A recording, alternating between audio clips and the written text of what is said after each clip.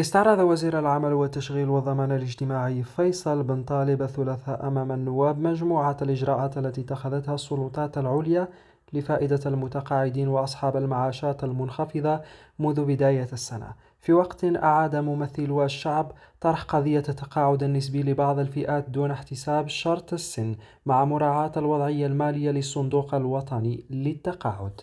وعرض وزير العمل والتشغيل والضمان الاجتماعي فيصل بن طالب مشروع قانون يعدل ويتمم القانون رقم 38/12 المؤرخ في 2 من جويلية 1983 المعدل والمتمم المتعلق بالتقاعد أمام لجنة الصحة والشؤون الاجتماعية والعمل والتكوين المهني بالمجلس الشعبي الوطني.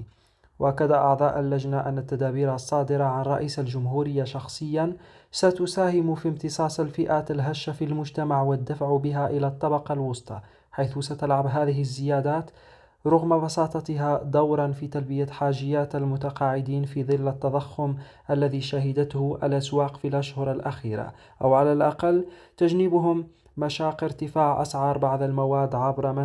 منحهم زيادات ترفع نسبة دخلهم.